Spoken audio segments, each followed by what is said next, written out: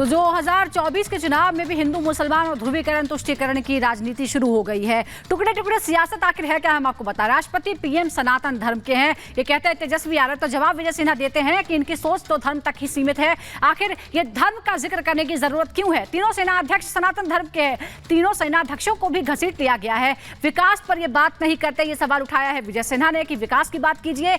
सब सीएम सनातन धर्म के हैं, सारे सीएम सनातन धर्म के हैं, ये तुष्टीकरण की राजनीति करते हैं। जवाब दिया है चिराग पासवान ने सब सीएम पर भी और कह रहे हैं कि सनातन धर्म खत्म में है। तेजस्वी ने सबका नाम गिनाया और ये कहा कि वो कहते हैं कि सनातन धर्म खतरे में है। मोदी राज में सबको योजना का लाभ मिला है। चिराग पासवान ये कहते हैं कि कोई भेदभाव नहीं किया जाता, सबको योजनाओं का लाभ मिलता है। ये समाज को बांट कर राज करना चाहते हैं तेजस्वी का ये बयान। और धर्म नहीं, ये लोग खतरे में है। चिराग पासवान ने कहा कि धर्म किसी का खतरे में नहीं है, बल्कि ये लोग यानी INDIA गठबंधन के लोग खतरे में हैं।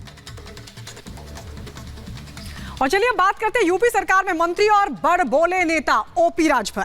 हमेशा सुर्खियों में रहते ओपी राजभर, और अब उनका एक बयान तेजी से वायरल हो रहा है जिसमें नेताजी बता रहे हैं कि कैसे पहले उनसे पूछा गया और उसके बाद उनको मंत्रालय दे दिया गया।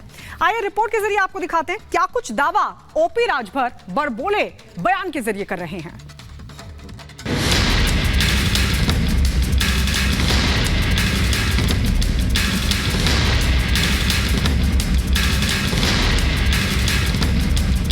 कभी खुद की तुलना शोले फिल्म के गब्बर से करते हैं, तो कभी खुद को सबसे बड़ा गुंडा बताते हैं।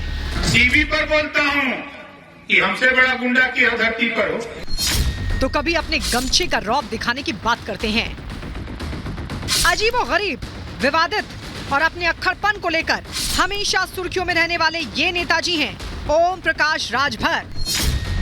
सुहेल देव स्वाभिमान पार्टी के राष्ट्रीय अध्यक्ष हैं, यूपी सरकार में कैबिनेट मंत्री हैं, लेकिन ये अपने काम से ज्यादा अपने बयानों को लेकर सुर्खियां बटोरते हैं। जहां जाते हैं अपने बड़बोलेपन से सियासत के ऐसे तार छेड़ बैठते हैं जो विवाद का रूप ले लेता है। नेताजी उस योगी सरकार में मंत्री हैं जहां माफिया और बाहुबलियों का हिसाब हो रहा है। सख्त लॉ एंड ऑर्डर की वजह से माफियाओं की पैंट गीली हो जाती है, लेकिन उसी सरकार में शामिल ओपी राजभर खुद को सबसे बड़ा गुंडा बता रहे हैं। सुनिए कैसे सीना ठोक कर कह रहे हैं यूपी के बाहुबली उनके पीछे पीछे घूमते हैं। यही ओम प्रकाश राजभर को देखो, बड़े बड़े गुंडा पीछे पीछे घूमते। बोलो, टीवी पर बोलता हूँ, यहाँ नहीं गंगा में, टीवी पर बोलता हूँ कि हमसे बड़ा गुंडा की धरती पर हो। जेकरे पीछे पीछे ब्रजेश सिंह घूमत हो, मुख्तार अंसारी, अभय सिंह घूमत हो, राजा भैया, उससे बड़ा गुंडा की धरती पर। पीला झंडा बुलंद किए राजभर कार्यकर्ताओं को अपने विभाग गिना रहे हैं। बता रहे हैं कि भाई उनके पास 2 ऐसे विभाग हैं जो सबसे तगड़े हैं।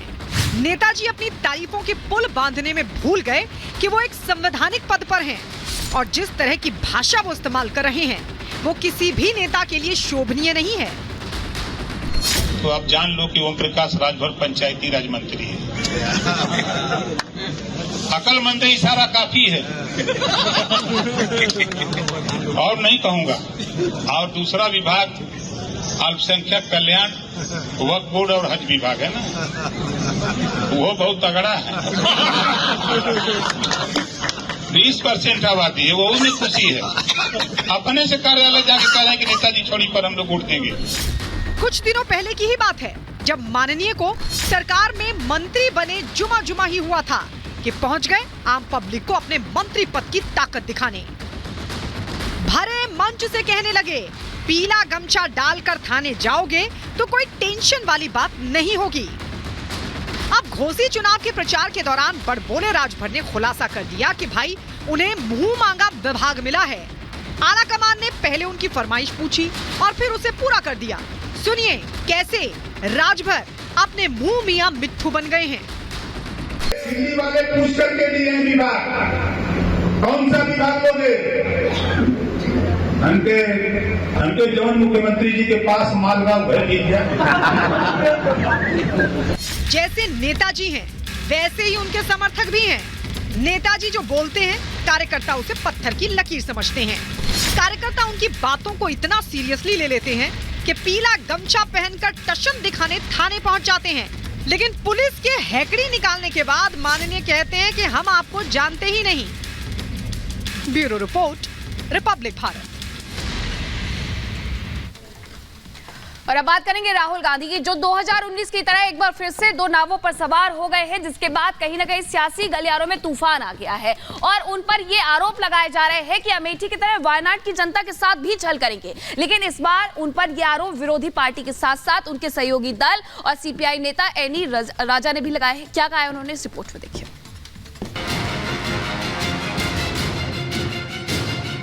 कि शाहजादे वायनाड में हारने वाले हैं और हार के डर से वो तीसरी सीट खोजने लग जाएंगे। एक तरफ वायनाड की वोटर्स के लिए बहुत बड़ा एक उनके साथ नाइंसाफी है। पहले अमेठी, अब वायनाड को धोखा। राहुल के पाला बदलने पर कभी साथी रहे लेफ्ट ने भी धोया। राहुल गांधी के रायबरेली जाने पर उठे सवाल। सीपीआई प्रत्याशी ने लगाए वायनाड की जनता के साथ नाइंसाफी करने का आरोप। साल 2019 में जब राहुल ने अमेठी के साथ साथ वायनाड से चुनाव लड़ने का ऐलान किया था तो उस वक्त भी कोहराम मचा था। राहुल पर डर कर भागने का आरोप लगा। विपक्षी दलों ने जमकर कांग्रेस के शहजादे को घेरा था। ठीक वैसा ही हाल 5 साल बाद फिर देखने को मिला। वायनाड के मौजूदा सांसद और प्रत्याशी राहुल फिर से दो नाव पर सवार हुए हैं, लेकिन इस बार उन्होंने अमेठी नहीं रायबरेली को अपने दूसरी सीट के रूप में चुना है। राहुल गांधी के रायबरेली शिफ्ट होने पर वायनाड में तूफान आ गया है। राहुल गांधी ने रायबरेली से अपना नामांकन भर दिया तो केरल में उनके राजनीतिक विरोधियों ने हमला बोलना शुरू कर दिया। रायबरेली से राहुल गांधी के चुनाव लड़ने को लेकर सबसे नाराज वायनाड से सीपीआई के उम्मीदवार एनी राजा हैं। उन्होंने राहुल गांधी पर वायनाड के वोटरों को हल्के में लेने और उनके साथ छलावा करने का आरोप लगाया। पार्लियामेंट्री डेमोक्रेसी के अंदर एक व्यक्ति को एक से ज्यादा सीटों में चुनाव लड़ सकती है, तो वो अधिकार वो यूज कर रही है। मगर जो इनका अभी रायबरेली में नामांकित करना एक तरफ वायनाड की वोटर्स के लिए बहुत बड़ा एक उनके साथ नाइंसाफी है, क्योंकि